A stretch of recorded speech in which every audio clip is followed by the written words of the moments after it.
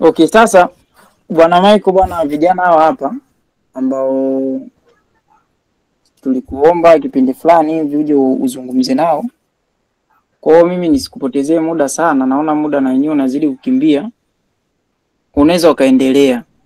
Sawa, muda wako. Unaweza ukaendelea ukazungumza nao. Ukawapa madini. Alafu baadaye kabisa ukimaliza ndio watu watakuja kukuuliza maswali. Yaani ukishamaliza kabisa ndio watu watakuuliza maswali. Karibu bwana Michael. Shukrani.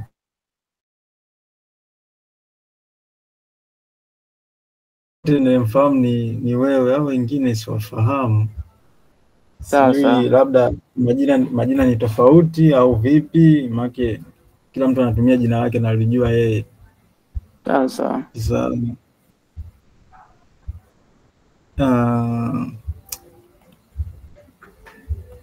Kwa majina naitwa Michael kama kawaida. Nadhani ulishanitambulisha. Na sijui kwa baadhi ya watu wanaonifahamu, labda chache wananifahamu, sijui. Kuna mtu ananifahamu hapa?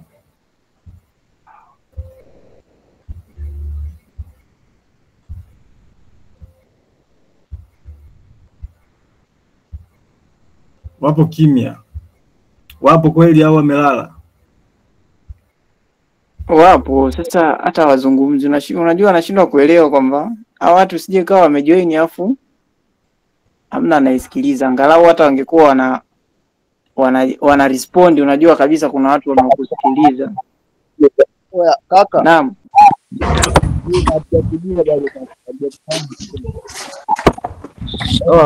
Naam. Tupo mzee, tupo tunakusikia. Sawa. Bwana Michael, vijana na kusikiliza.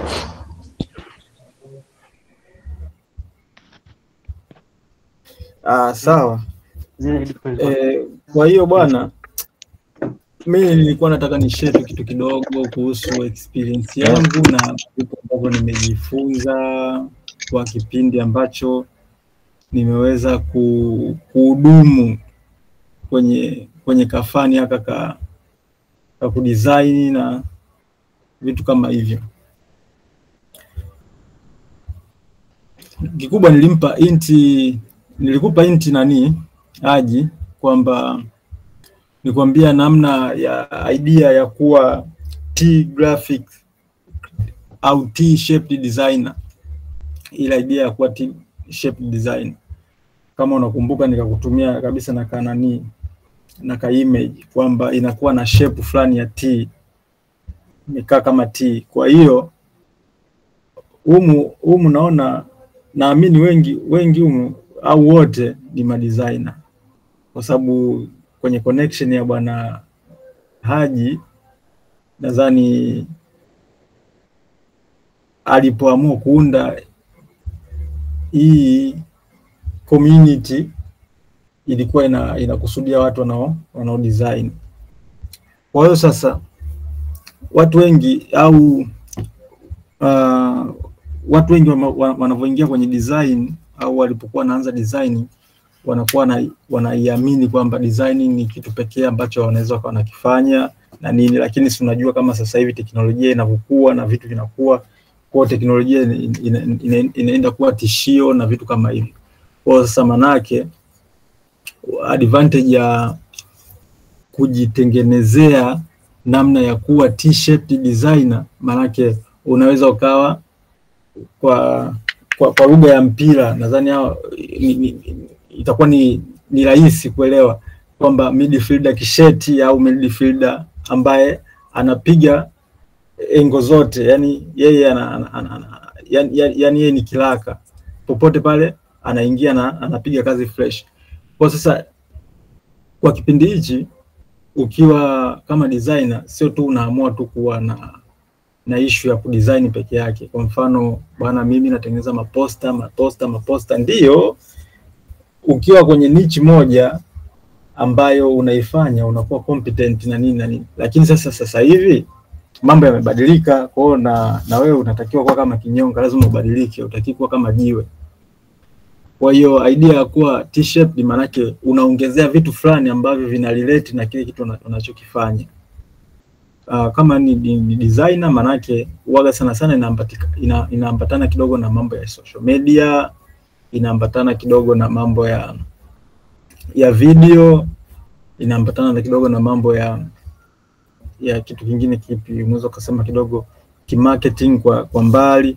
Kwa sasa unapokuwa designer sasa hivi maana yake unabidi uwe na mipango mikakati kwamba mimi nataka baada ya muda fulani niwe kwenye level fulani. Sio tu wewe bwana ni mtengeneza maposta tu ya shilingi 5,000, 10,000, unatengeneza maposta 5,000, 10,000, hautatoboa maisha.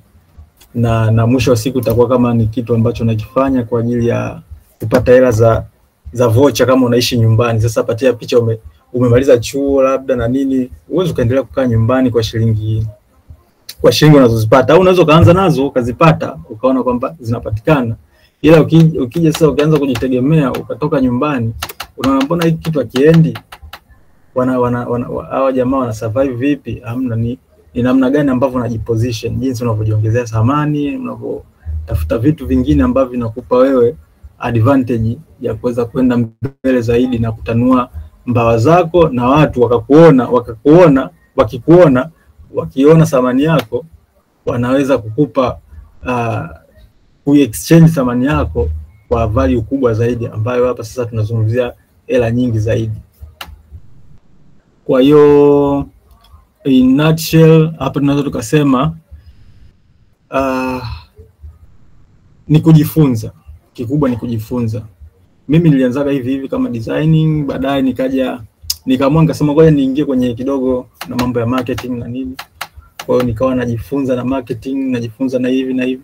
Kwa hiyo sasa mwisho wa siku watu wengi wanajua, wananiona kama designer na nini, na mimi ndio ni designer, lakini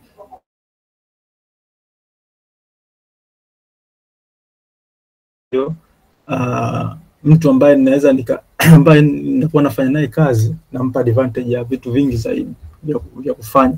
Kwa hivyo inaniongezea na mimi thamani, na naweza nikasema naweza nikawa na nani naita nani say yangu, tuseme ile say au demand ya bwana, mimi nataka hivi. Kwa hiyo kama unanitaka mimi, basi hakikisha unanipa hichi, usiponipa basi naondoka. Kwa kitu kama hicho. Kwa hiyo unaweza kujifunza vitu kama hivyo. Digital marketing usiache kujifunza. Huyu akuni juzi kati hapa nilikuwa namtafuta, namwambia bwana mimi namtafuta mtu ambaye anajua motion, anajua designing, anajua kutengeneza video. Hiyo nafasi unaiweza? Akaniambia mimi siwezi, ndo naanza kujifunza. Kwa hiyo sasa nafasi kama hizo watu sasa hivi hawatafuti mtu ambaye ana design poster. Patia picha una design poster moja, au una design poster za kampuni, labda wewe unataka kuajiliwa kwa mfano kama designer kwenye kampuni fulani, ambayo kampuni haifanyi kazi ya printing, inafanya tu kazi za kawaida. Mfano tuseme kama tuchukue kama labda kama mfano kama Diamond Jubilee, au tuseme labda insurance company fulani ambayo wanadili na mambo ya insurance. Wewe kazi yako pale ni kama designer, unatengeneza hizo poster. Sasa utatengeneza poster. Sasa mwisho wa siku unajiuliza, wewe mwenyewe unaweza kujiuliza, au yule jamaa boss akawa anajiuliza, huyu jamaa kiasi kwa anatengeneza poster, lakini mbona social media nyingi ndio tunaona vile watu wana like labda 30, 40, mbona kama hamna matunda fulani? Kwa hiyo anakuona wewe kama pale akiwa anaingia ofisini anakuona kama mbuzi, yani hauna faida, japo wewe unatumia kichwa ku create vitu vikali na nini, lakini havina zile wanaita traction, hazina ile traction.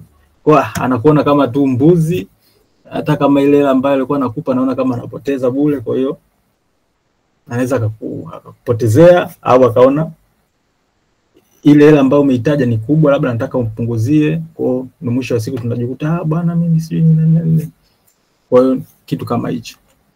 Kwa hiyo tujifunze jamani, yani kitu cha msingi ni kujifunza, lakini sio tu kujifunza ili kuonyesha kwamba umejifunza. Kujifunza pia na kuwa unaweza na kuelewa kama inavyotakiwa kitu kinafanyikaje.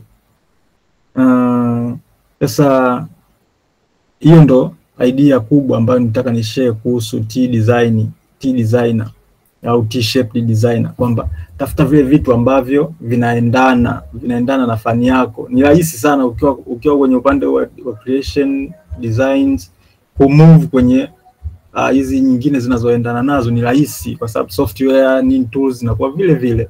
Issue tu ni muda wa kutenga na kuweza kujifunza. Sijui hapa wengi hapa ni freelancer au ni nini sijui, lakini mimi nilianzia kama freelancer kabisa, nikawa natengeneza profile yangu kama freelancer, nikawa na design kwa ajili ya watu, ile tu kazi mtu anakupa kazi na nini. Mwisho wa siku nikawa nimeingia kwenye in-house, kwa hiyo na experience na in-house, najua jinsi mambo yanavyoenda. Kwa hiyo nilipotoka tena kule nikawa sasa naamua kupiga mara zote, naweza nikapiga in-house na freelancing kwa pamoja. Kwa hiyo unakuwa unaangalia kitu gani. Kwa hiyo sasa unakuta kama sasa hivi umri unazidi kwenda, unajikuta labda na majukumu. Kwa hiyo usipokuwa na ile akili ya kuangalia mbele, unaweza kujikuta sasa mwisho wa siku unakuwa na familia, alafu huna muda wa kutenga. Sasa hivi hapa labda wengi asilimia kubwa mnafanya kishikaji, ile napiga kazi mpaka usiku saa 9 saa 10 na nini, lakini mwisho wa siku utakuwa na watu ambao wanakutegemea. Kwa sasa usipokuwa na uwezo wa kujiweka kwenye ile position ya kuwa T graphic designer au T designer, maana mwisho wa siku wewe kuna kitu kimoja kitakushinda. Kwa hiyo unavyoweza kujifunza ukajiongezea thamani, unaweza ukapunguza muda mwingi ambao ulikuwa unatumia kufanya vitu vingi kwa bei che, ukafanya kitu labda kimoja kwa hela ya kutosha au kwa mpunga wa kutosha ambao haujiumizi, unakuwa na nafasi ya kuendelea na mambo mengine ya kimaisha.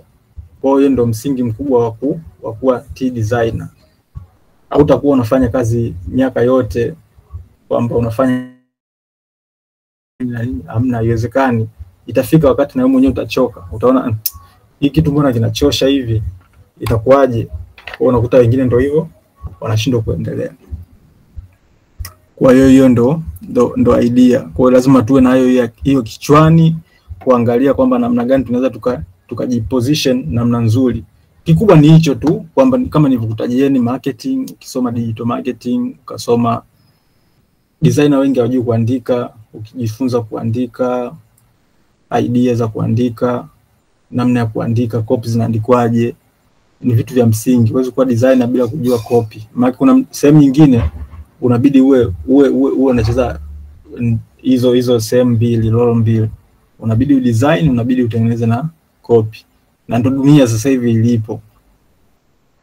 Wewe usipojifunza kudesign, jamaa atajifunza Canva, au usipojifunza hivi vitu vingine, jamaa atajifunza Canva, alafu atakuwa na idea za kutengeneza hivi vitu kwa kutumia Canva ya kubandika tu, ikawa inamfavor yeye kuliko wewe ambaye unajiita mimi designer na najua kila kitu. Kwa unaona sasa hapo namna gani ambapo unakuwa unatengeneza gap. Kwa ni muhimu sana kujifunza hivi vitu. Kingine nilikuwa nimeweka note hapa, kingine nilichotaka nikizungumze ni nadhani ni vingi ambavyo nimeshana ni hivyo. Kwa hiyo sasa mwisho wa siku hapa, hiyo design skills iwe tu strategic, kwamba itakusaidia hapo baadaye na kuweza kufanya vitu vingine vya kujifunza. Kwa lazima uwe na hayo malengo. Hicho ndio kikubwa ambacho nitaka nikizungumzie. Labda kama sasa make Bwana Haji aliponipa hii idea, aliponipa hili swala la kuja kuzungumza, nikasema sasa nazungumzia nini?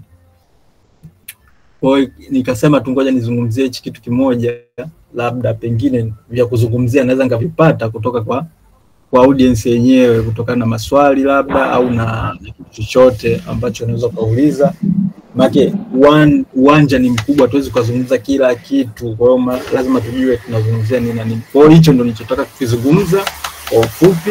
Kama nimeeleweka, kama sijaeleweka sehemu, wewe jitaji.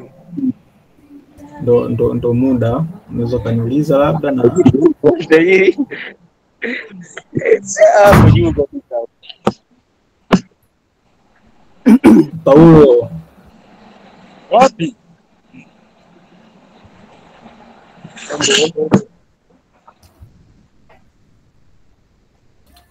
Haji. Naam. Bwana kaka Michael. Mimi nipo kwa sababu mimi ndo host management. Sawa? Au host manager. Sio wazungu mnahitaji. Wewe ndio organizer. Kwa hiyo organizer. Sawa? Ni hicho kidogo nilichokisema, kwa hiyo sasa ya nadhani ni sio mwongeaji sana, labda kama niwasikilize nyinyi sasa hapo. Sawa. Sasa jamani, kwa ambao hamumfahamu Bwana Michael, sawa, alijitambulisha mwanzoni, ila naona kuna watu wamejoin wamemkuta anaongea. Sawa. Kwa utambulisho mfupi ni kwamba huyu jamaa ndo kati ya watu ambao freelancer waliofanikiwa Tanzania. Sijui mnanielewa vizuri. Waliofanikiwa kwenye hizi platform za freelancing. Nasikiaga tu kuna platform zinaitwa Upwork, kuna platform zinaitwa Fiverr, kuna platform zingine zipo nyingi. Nikianza kuzitaja hapa naweza nikafika hadi asubuhi, ila ndo mtu ambaye na yeye ni moja kati ya watu ambao wamefanikiwa kwenye hizo platform. Sasa Bwana Michael, mimi kwa sababu nakufahamu kiasi, mimi nataka tu nijue kwamba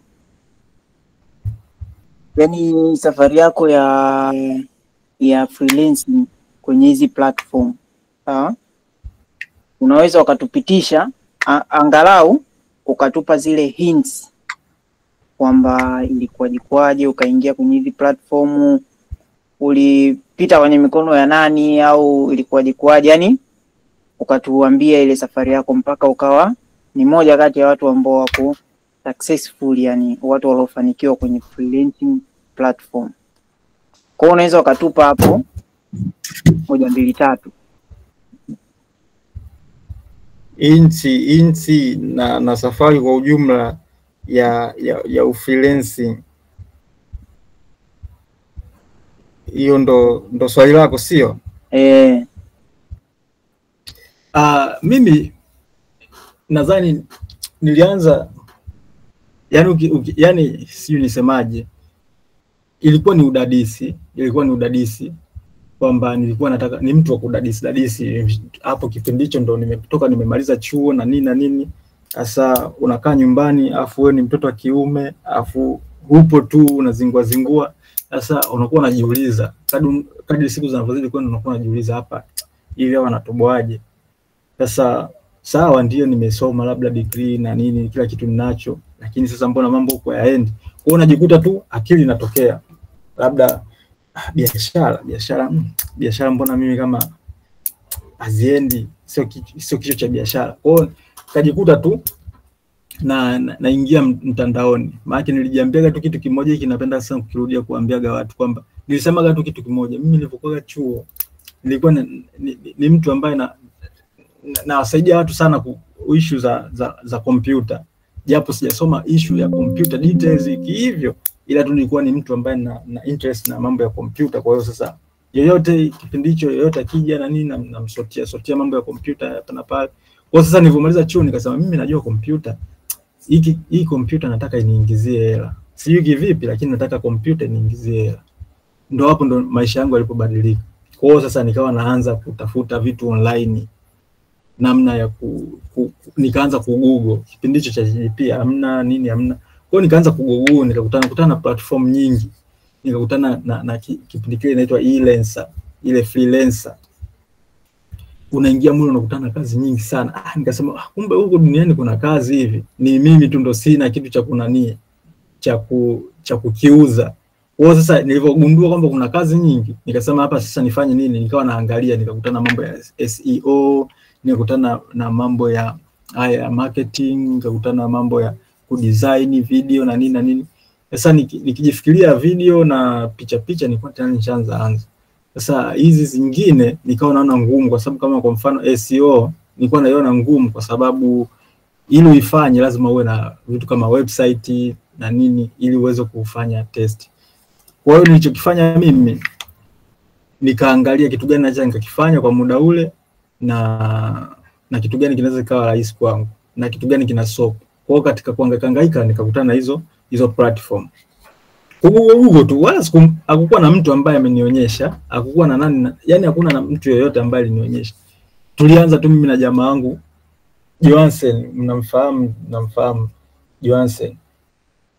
Yule jamaa ni jamaa wangu, kwa hiyo tulikuwa tumesoma wote tokea O level, tumeenda advance, chuo tukakutana pamoja. Kwa hiyo tulipomaliza sasa hivi na hivi na hivi, kwa hiyo tunapeana tu labda link.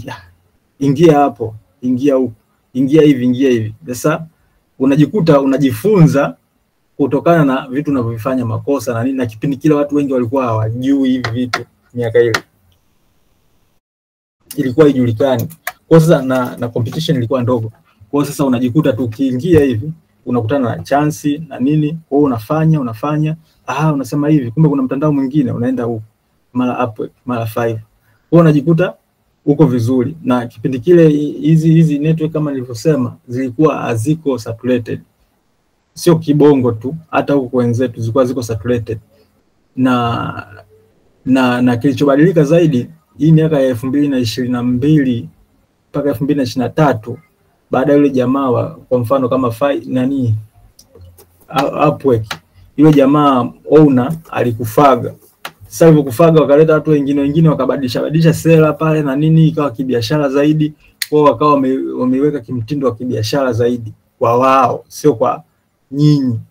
Kwa hiyo ikaja ikabadilika, ndo zikaanza mambo ya connect na nini. Tulikuwa tunatumaga tu hivyo.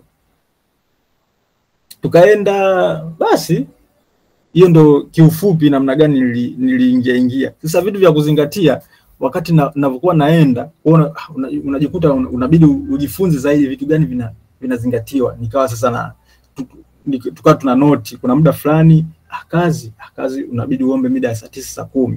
Kipindi kile ilikuwa inafanikiwa. Tulikuwa ukiamka zako saa 9 unafanya kazi labda nani saa 3 saa 4 saa 5 unalala. Ikifika mida hiyo unaamka sasa, unaanza kutuma proposal. Unatuma zako proposal kuanzia saa 9 saa 10 labda saa 11. Ukishatuma unalala. Ukilala ukija kuamka asubuhi unakutana na message zimejibiwa. Wewe unakuwa unaendelea, kumbe ndio hivi. Kwa vitu vingine kujifunza ni kujaribu na kujifunza kutokana na vitu vile vinavyofanyika. Kwa bila vile, maana na ile strategy sasa hivi hata kusema inaweza isifanye kazi. Sasa hivi kuna mambo ya boost. Wewe hata ukifanyeje, jamaa mwingine ana boost ile proposal yake ionekane juu. Kwa mfano kama hiyo platform ana boost ionekane juu, wewe ukifanya bila kuboost itakuwa ya chini. Kwa hiyo sasa unakuta kuna quality nyingine imebadilika, content ya kile kitu ambacho umekiandika. Kwa kinachozingatiwa sasa hivi ni content ya kile kitu ambacho umekiandika. Je, wewe unajua kujiuza? Kama tu umemaliza chuo, kuandika CV ujui, je, unaweza kaandika proposal? Ndio, unaweza kudesign, unaweza kutengeneza video, unaweza si ufanyeje. Je, unaweza kaandika video proposal? Kama tu CV, kuandika CV yako ya bachelor degree unashindwa hadi sasa hivi, maana yake proposal utaweza? Kwa hiyo unajikuta sasa kuna vitu vingi ambavyo unabidi ujifunze. Ndio hapo wanapozuka watu ambao wanafundisha kwa hela, lazima walipe, wakuelekeze wanatumia njia gani, na pia unaweza kutumia zile njia zikagoma. Kwa hiyo sasa vitu vinakuwa ni vingi kwa kipindi hichi hapa. Kwa hiyo sasa unachobidi ufanye umesema tu nizungumzie safari ya freelancing kwenye platform. Kwa hiyo safari ni hiyo. Kwa hiyo nilichoweza kufanikiwa sana ni hicho.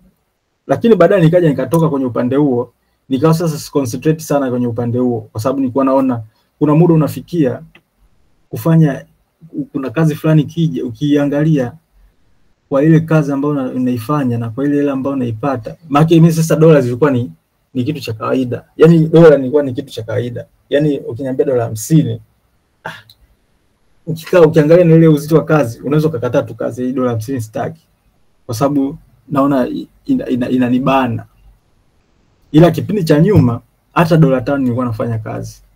Kwa kadri muda unavyozidi kwenda unazidi kubadilika na mahitaji yanazidi kubadilika, kwa baadaye unakuja unakuwa unaangalia sehemu gani nyingine. Kwa kuna sehemu nyingi sasa hivi unabidi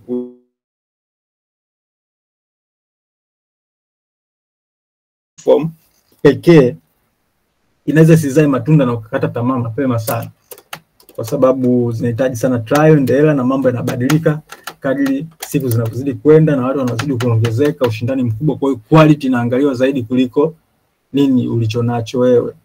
Kwa unapotuma proposal, angalia sana sana quality na fanya trial and error. Na sasa hivi ni ngumu kufanya hivyo kwa sababu inakutaka wewe ulipie, na wengi na wangapi hapa wako tayari kulipia ili waweze kutuma hizo proposal. Unakuta hakuna mtu ambaye anataka hizo, anasubiri za bure. Sasa unadhani utapata kazi kimtindo huo? Kwa hiyo inakuwa ni ngumu kupata bila kufanya trials na kujifunza kutokana na zile trial ambazo umezifanya.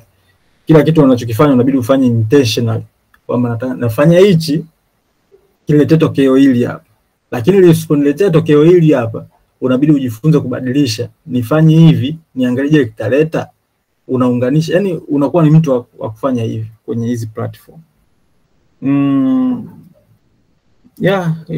LinkedIn hapo, LinkedIn napataga wateja kutoka sehemu mbalimbali.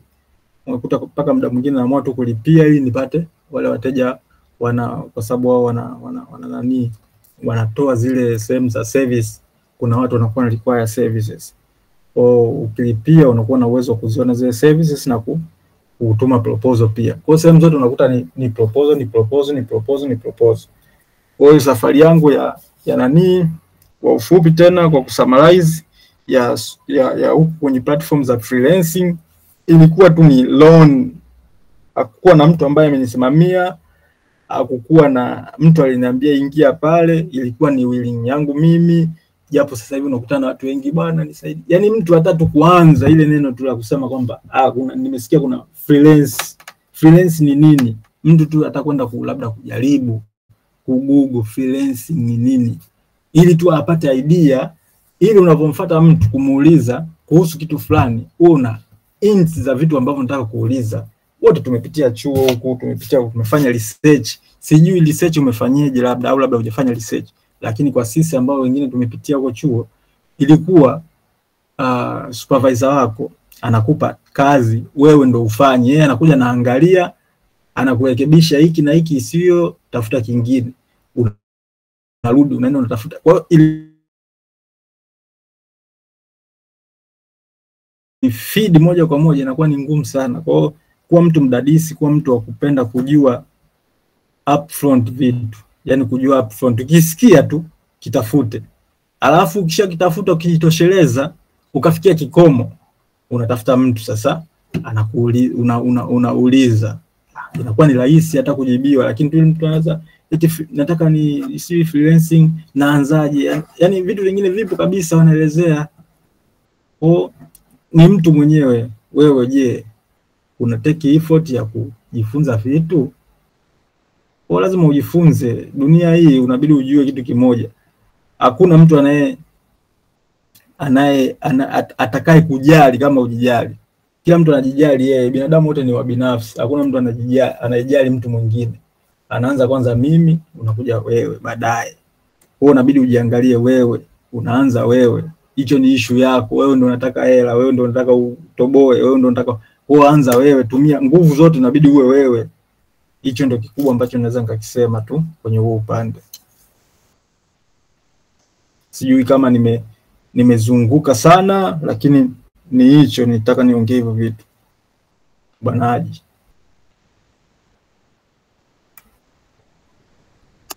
Hapana, hujazunguka. Tumekuelewa wote, yani tumekuelewa tu vizuri. Sasa hapo, kwa hiyo kwa upande wako sawa, kwa upande wako ndio yani kwamba unataka yani unataka kutuambia kwamba kuhusu hizi issue za Upwork, issue za wapi, Fiverr sidhani kama huko sana, ila sana sana nakuonaga ni Upwork. Ni kwamba ulijifunza ile unasema kwamba jeshi la mtu mmoja.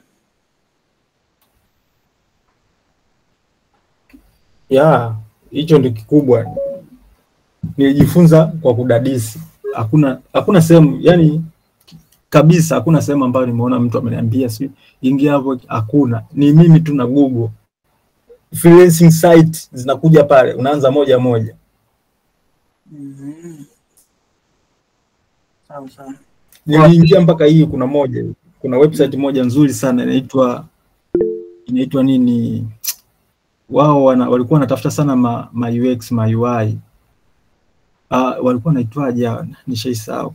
Ile unaingia ukijiandikisha pale, ukituma ukituma portfolio, kuna jopo linapitia portfolio yako. Ikishapitia, wakijihakikisha kwamba wewe unakizi vigezo, wanakupigia simu ya interview ili uweze kujiunga. Na kujiunga mule, ukishapita kwenye interview ndo unakuwa sasa member wa mule kwenye hilo platform. Lakini mimi nilivyotumwa, kwa sababu ni kipindi cha mwanzoni, sikuwa na profile ambayo imejishiba na nini, kwa hiyo niliferigi ile interview ya kwanza. Wakaniambia ukifeli na interview moja, wanakupa labda mwaka mmoja tena kujifua, kutengeneza portfolio, ili mwaka mwingine uje sasa kufanyiwa interview. Wanakuambia kabisa hii portfolio yako haina kazi, labda bado unabidi uendelee kujifunza na nini na nini. Kwa hiyo unajikuta wanakukataa. Lakini zipo platform hizo. Je, wewe ndo una uwezo? Issue inabaki tena inakuja kwako.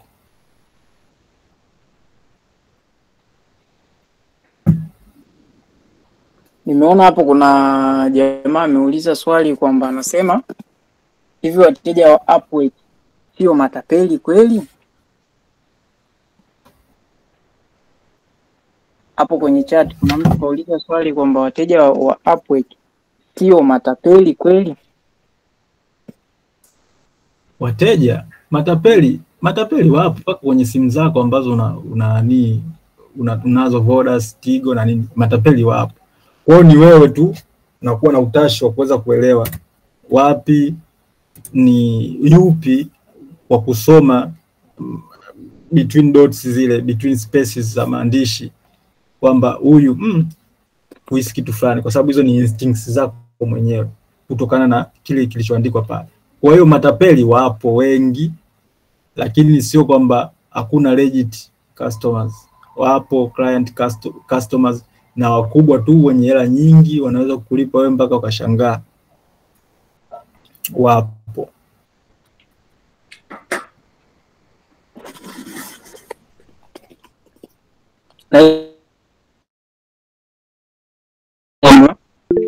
Mimi ninachokiamini ni kwamba matapeli wapo kila sehemu. Sawa? Na matapeli wa kizungu wengi. Sawa, hii inaongea kulingana na experience yangu. Matapeli wengi wa kizungu, kwanza anakuja na kile kitu ambacho tunakiita kwamba Kiingereza tunakihitaji, yani anakutamanisha. Sawa, anakutamanisha, sijui Kiingereza tunahitaji hiyo. Yani anakuja na ile gia ya kwanza, anakutamanisha. Anakutamanishaje? Anakuahidi hela kubwa kwa kazi ambayo wewe unaona mbona hii kazi na hii hela ambayo anataka kupewa ni vitu viwili tofauti. Mfano, ukiachana tu na Upwork, sawa? Ukiachana tu na Upwork, kuna unaweza ukakutana na mteja labda useme Twitter, sawa, TikTok, sawa, Instagram, akwambia bwana mimi nahitaji logo, bajeti yangu $800. Sawa? Wakati huo mtu kazi hata $300 kuishikilia ya kwako hujawahi, alafu mtu anakuambia $800. Kwa hiyo kwanza anakutengenezea ile tunaita desire, sio ndio nitakuwa napatia, au anakutengenezea tamaa, yani utamani. Sawa? Alafu kisha tamani, mtazungumza naye vizuri. Huyo ninayemjibu swali lake naona ameileft, sijajua ana maana gani. Anyway, haya, atakutengenezea tamaa. Alafu akishakutengenezea tamaa, kinachofuatia ni kwamba baadaye mwishoni kule, labda kwenye zile tunasema kwamba ethics zako au kwamba sheria zako, kwamba utahitaji 50% sijui ya malipo sijui nini, anaweza akakubalia tu vizuri. Lakini mwisho wa siku ni kwamba atakutengenezea mazingira ambayo wewe utahitajika utoe hela kabla yake. Sawa? Yaani wewe hapo utahitajika utoe hela kabla yake. Mfano mmekubaliana tu vizuri kwamba 50% hapo front nini, akakwambia kabisa bwana mimi nitatumia njia fulani, wewe ukamkubalia nini, ukaifuatilia hiyo njia vizuri tu. Sawa? Baadaye anakuambia bwana hii njia kwa sababu wewe ni mgeni hujawahi kuitumia, mimi inahitaji nilipie kiasi fulani. Labda amekutumia anakuonyesha kabisa na message nini amekutumia $400. Alafu anakuambia wewe umtumie $30. Sawa? $30. Sasa ukiangalia kwenye $400 kwa $30 unaona $30 mbona hii hela ndogo tu. Naweza nikaifanyaje nikaimudu, ndo pale ambapo unaingia kwenye kutapeliwa. Utaituma $30 alafu mtu anapotea. Sawa? Kwa hiyo matapeli mimi ninachokiamini ni kwamba matapeli wapo kila sehemu. Sawa? Ila tu kuna zile red flag. Sawa, red flag nyingi za wazungu ni kwamba red flag hii sasa wewe inabidi na wewe, maana sio kila mtu ambaye anakuahidi hela kubwa, anayeanza kwa kuahidi hela kubwa anakuwa ni tapeli. Hapana. Kuna mwingine anakuahidi hela kubwa kwa sababu ana uwezo wa kufanya, yani ana uwezo wa kutoa hiyo hela. Kwa hiyo lazima tu usome alama za nyakati. Ila ukishaona tu yeye ndo ana demand hela kutoka kwako, badala wewe udemand hela kutoka kwake, hapo inakuwa ni changamoto. Sawa, yani akishakwambia tu bwana tuma hela kadhaa, sawa, tufanye hii issue, alafu wewe nitakurefund au nita nanilipi, nasema kwamba atakulipa kwenye hiyo hela ambayo mnafanya kazi wote. Sawa? Iko ndo kitu ambacho mimi nimekinotice sana kwa nanili kwa wazungu. Hata huko nanili Upwork kuna mambo kama hayo. Sawa? Kuna mambo kama hayo. Kwa hiyo John Dayo, nimekuona umerudi, umejoin tena. Hapo nitakuwa nimejibu swali lako. Yaani nimeongezea kwenye nyama za Mr. Michael, nimeongezea. Sawa? Labda Michael na yeye labda anaweza akawa amepata pointi nyingine, anaweza akashare na sisi, ila ndio iko hivyo. Ulichokisema ni sawa. Tapeli siku zote anaanza kwa kutamanisha. Wewe unapokuwa na tamaa, unapokuwa unatumia hisia, anapokuweza. Kwa unabidi uwe makini. Uache, yani wewe unatumia akili zaidi ya hisia. Sawa, unataka hela lakini tumia akili kuliko hisia. Hisia ndo zinazowaponzaga watu zaidi. Hivyo, ibu la moja kwa moja matapeli wapo kwa sababu kuna watu wa kweli. Kwa hiyo ndo maana matapeli wapo, wanajua watu wanataka hela. Kwa matapeli ndo maana wapo.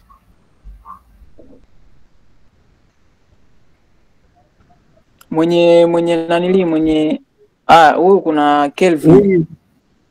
Kelvin Joseph, huyu anasema ndio ushe kutapeliwa. Kutapeliwa mfano kama alivyozungumzia bwana Haji hapo kwamba unatuma $30 ili upate $400. Hapana, mimi sijai kutapeliwa Upwork kwa sababu nilikuwa najitahidi kuwa makini, kutokubonyeza linki za ovyo ovyo. Japo madalali wapo. Upwork uzuri kuna madalali pia. Kazi za madalali nishazifanya pia. Mfano wa India unakuta wanachukua kazi kwa sababu wanatengeneza agency, kama unafahamu kule wanaweza kutengeneza agency. Wanakutengenezea agency ili wao wachukue kazi, watafute watu wanaweza kulipa peanut, yani hela ndogo ndogo, $5, $5 ngapi, ili wao wachukue mpunga mkubwa kama agency. Kwa hao watu pia wapo. Kwa ni makini tu kujua huyu ni mtu gani, huyu ni mtu gani. Na client wengi unaweza kukuta tu anakuja na hela ndogo, anaanza kuanza na hela ndogo, ila attitude yako na ufanyaji kazi wako mnakuta mnapanda. Na hiyo mfano mimi ninao, nilianza tu na $5, jamaa tu alikuwa analipa $5. Nikapiga kazi, anakuja tu anakuambia you did good work, kwa hiyo tunaongeza, anaongeza. Kwa hiyo unakuta una mzigo wa kutosha. Kwa ukipiga kazi na yeye unapata hela kweli ya kufanyia maisha. Kwa hiyo ni upande wa matapeli na legit ya mitandao hiyo. Kwa hiyo ni makini sana, kuwa makini sana na tamaa. Sio mtu wa kudanganyishiwa.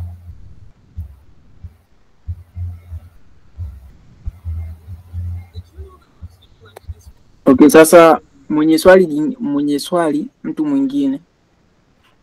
mwingine ambaye ana swali anaweza akauliza. Ni hivyo, unaweza ukawasha maiki ukaongea, kwa sababu humu wote tupo wanaume. Ukawasha maiki ukaongea, ukauliza swali lako. Swali lolote jamani, swali lolote. Ila sio la mapenzi. Sawa? Issue za mapenzi humu hatuzungumzii. Swali jingine tu lolote ambalo unaona hili nikilidumbukiza hapa tunaweza tukafanyaje? Tukasogezana kutoka sehemu moja hadi nyingine. Mtu yoyote. Au uwezi kuongea kama mimi hivi. Unaweza ukaandika message kule kwenye upande wa message hapo chini, upande wa kushoto chini. Kuna icon ya message, ukaandika message yako, alafu sisi tukaisoma. Mwenye majibu anaweza akakujibu. Sawa? Haji. Naam kaka. Mambo vipi kaka? Kama kawa Mungu anasemaje? Aisee fresh, tunamshukuru Mungu. Vipi huko? Huku Gaza tunaendelea vizuri. Sawa. Nipo na mtaalamu Michael. Nimesikia nondo zake hapo japo nimechelewa kidogo. Nipo na senior kabisa.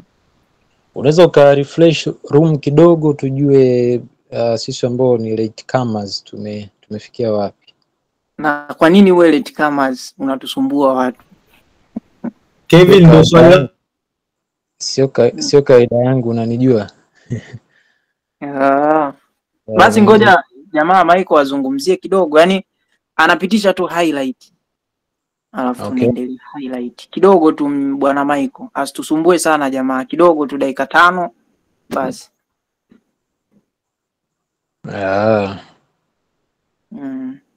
Kwa hiyo mada mezani ilikuwa ni ipi? Bwana Michael alikuwa anazungumzia issue ya T-shaped designer. Sawa? Yani T, nikisema T ni leta T ile unayojua kwamba 3, yani leta T. Sawa? Kwenye leta T kuna vitu gani? Bwana Michael akawa nimwachie mwenyewe azungumze. Mbona kama namsaidia Bwana Michael? Dakika 5 tu mwanangu, dakika 5. Anaweza akatusaidia tu. Kuna swali au mage nilitoka, nilikuwa najaribu kuwasha VPN, si unajua tunazuia nikaona kama kaka Michael.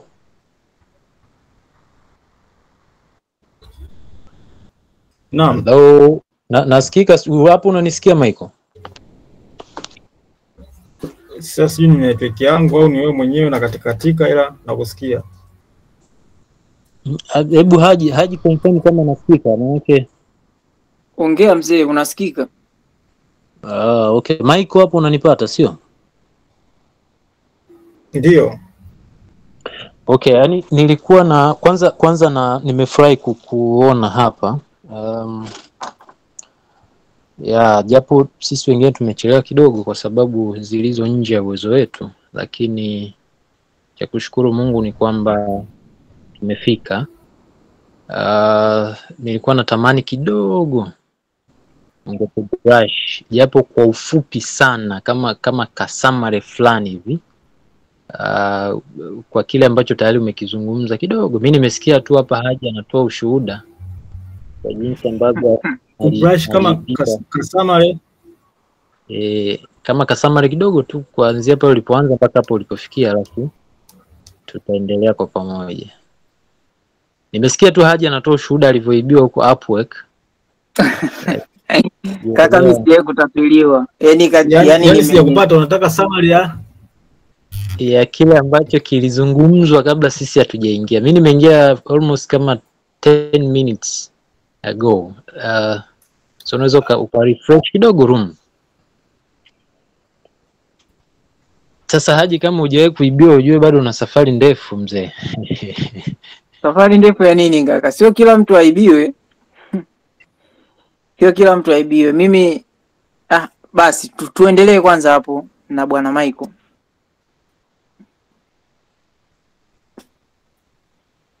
Kaka Michael, si kama nimesomeka Yeah, hapo unasikika. Naona hapa naandikiwa you lost your network connection. Haya. Kitu ambacho nilikuwa nazungumzia ni namna gani ambavyo unaweza uka kwenye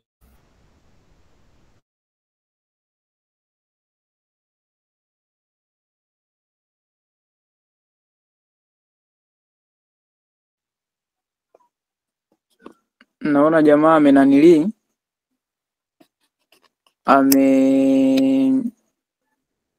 anahisi ni mtandao unamsumbua.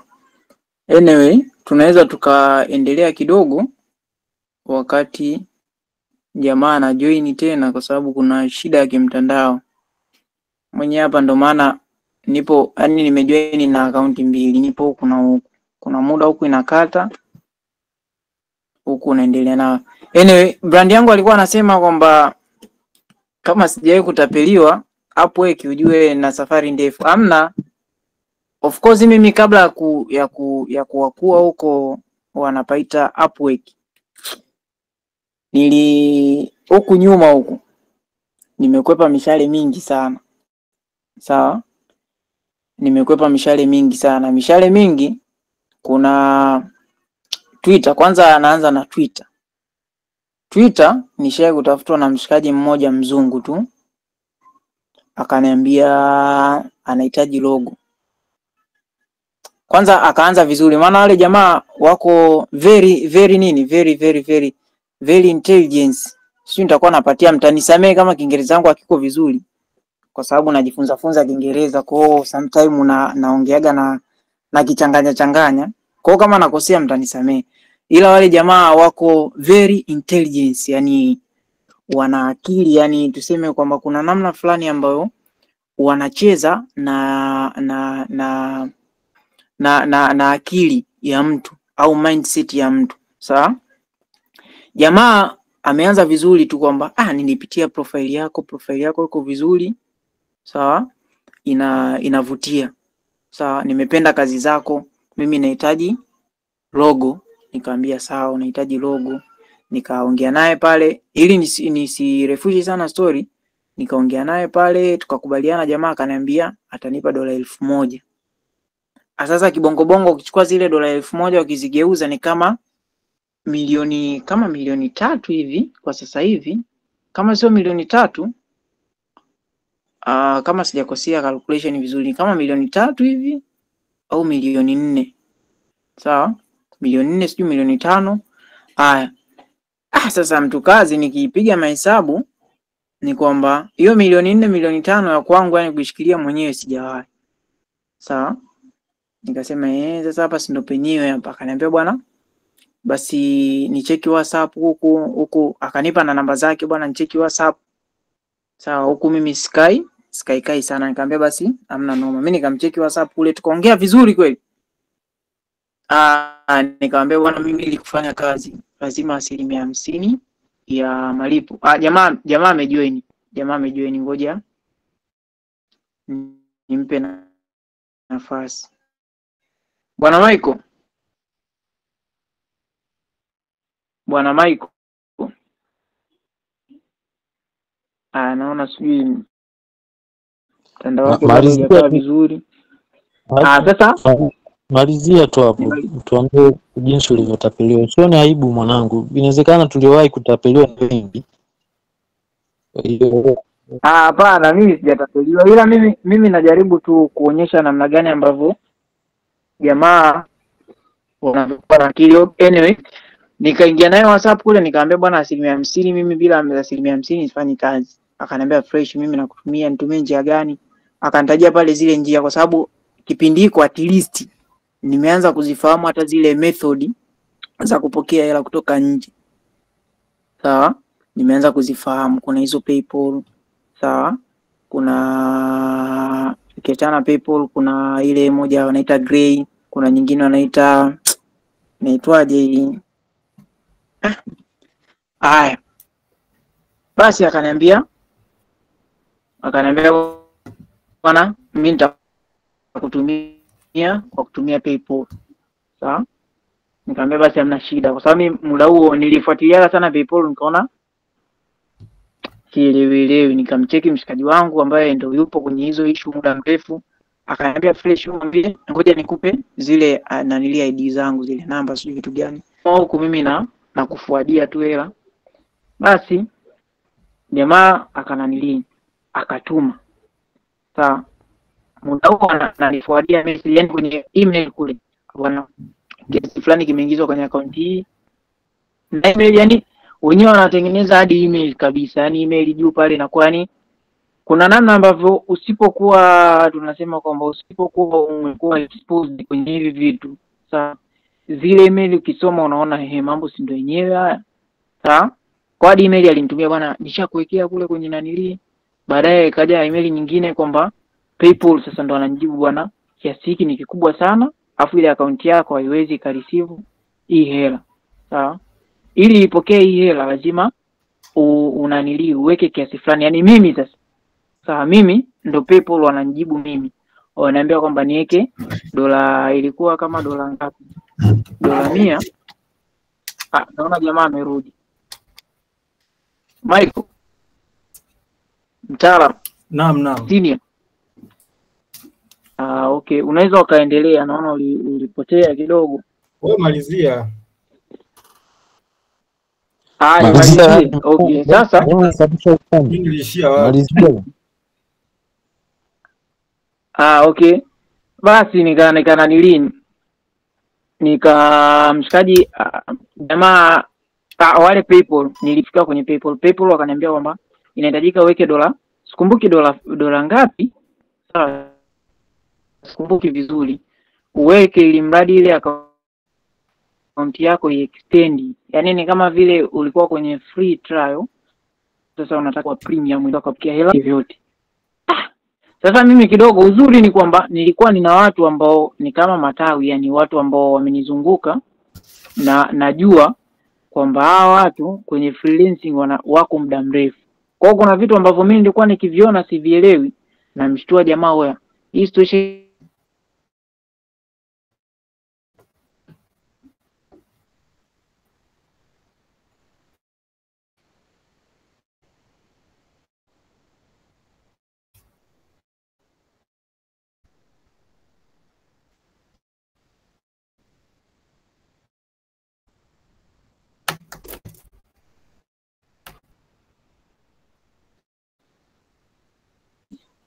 ni mimi au jamaa kapotea? Mnanisikia? Hapo umerudi. Endelea. Hapo. Okay. Sasa nikamcheki mshikaji wangu, nikamwambia bwana hii situation imekaaje, akaniambia mbona hiyo kitu kwangu ngeni, ngoja nimtafute mtu mwingine. Akamcheki huyo ambaye anamzungumzia sasa hivi Johansen akaniambia hamna iko kitu, hamna, hebu umesikia wewe, nenda naye alafu mbele utajua kama ni tapeli au ni mtu kweli.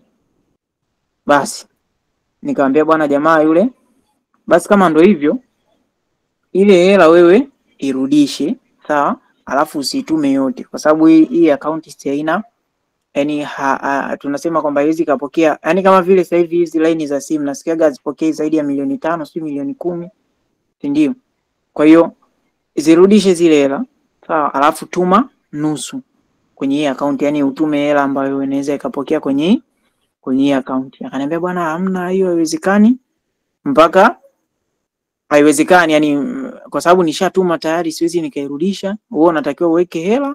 Sasa mimi kidogo kwenye issue ambazo za yani nitoe hela alafu yani naenda, yani kwenye issue ambayo inanibidi mimi nitoe hela alafu sioni kitu gani ambacho mimi nakipata, inakuwaga ngumu kidogo.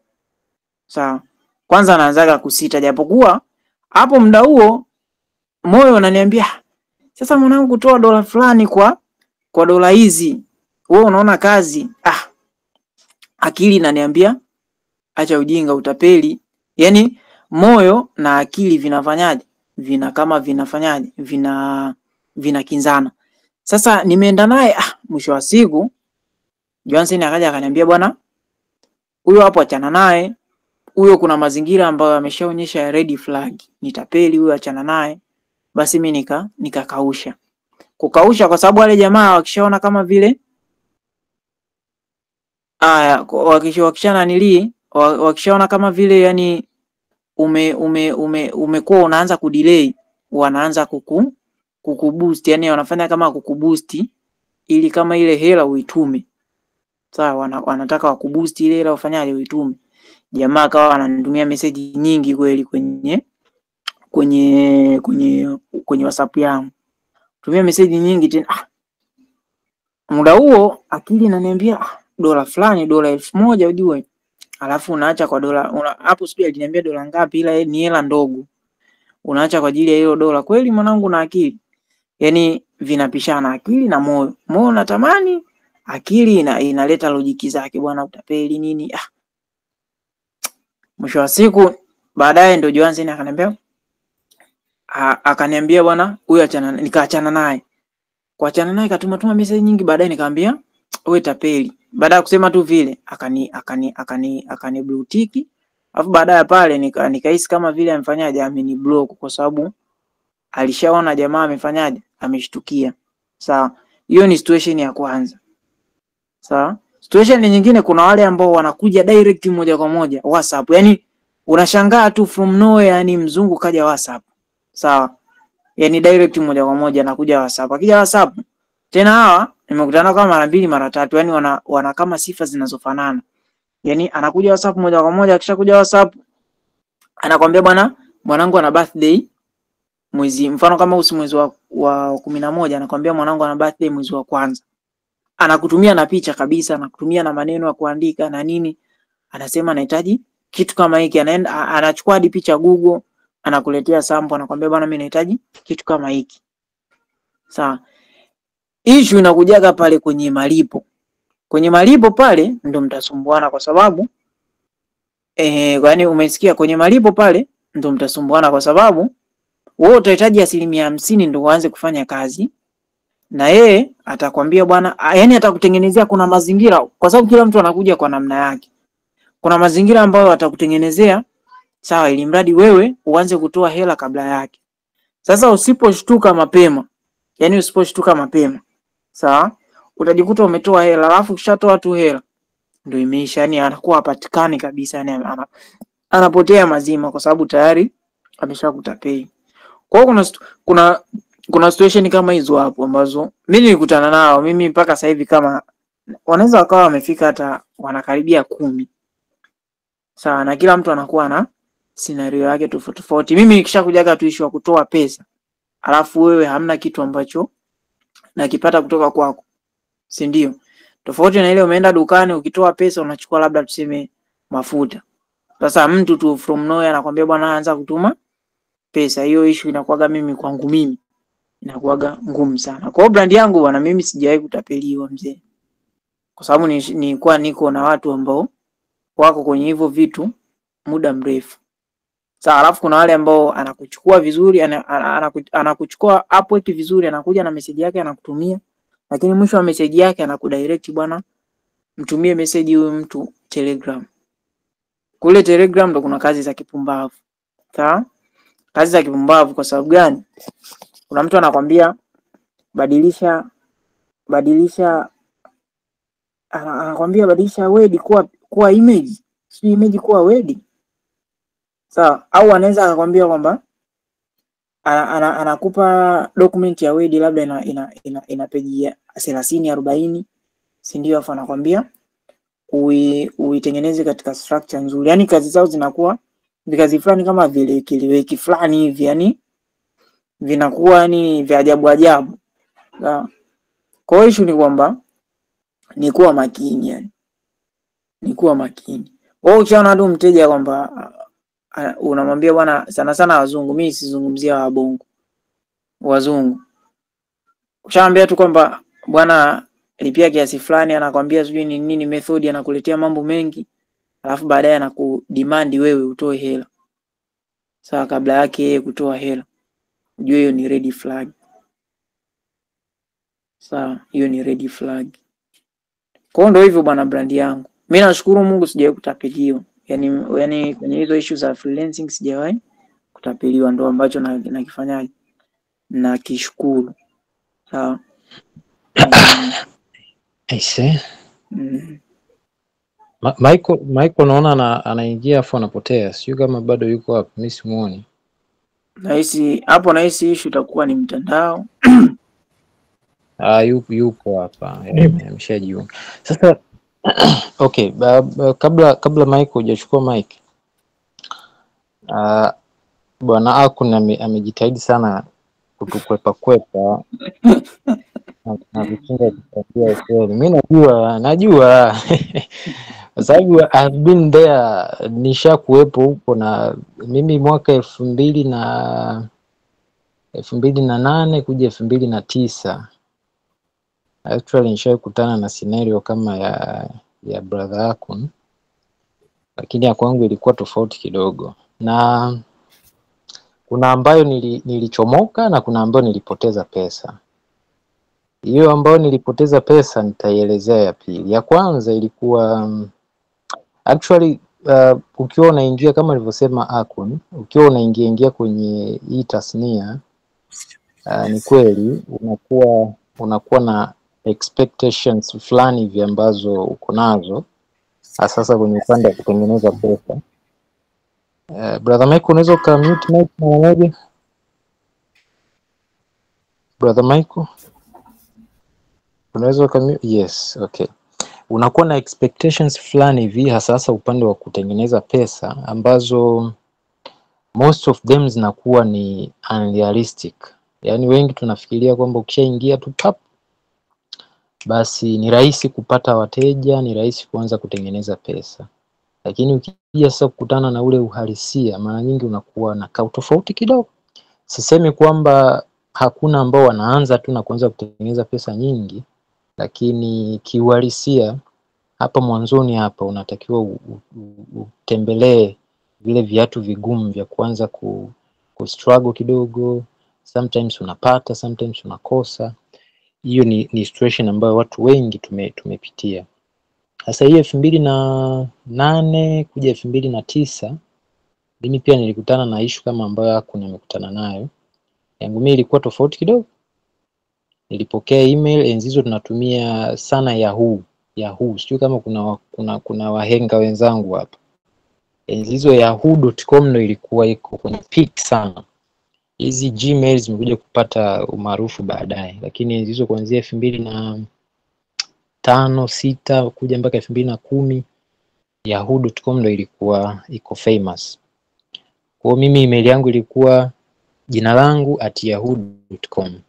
Kwa siku moja nikapata email. Kulikuwa na mdada mmoja anadai sio ameachwa na mume wake amefariki, lakini kuna pesa nyingi sana ameachiwa. Sasa anatafuta mtu ambaye atamsaidia kuzipata zile pesa. Na yeye ameniona kwamba mimi ameangalia profile yangu ya Facebook. Hizo Instagram sio famous sana. Tulikuwa sana na Facebook. Ameangalia profile yangu, amevutiwa na mimi, ameona profile picture zangu mimi sio ni handsome, ananisifia na mimi kijua mbona mimi sio handsome hivyo. Inakuaje?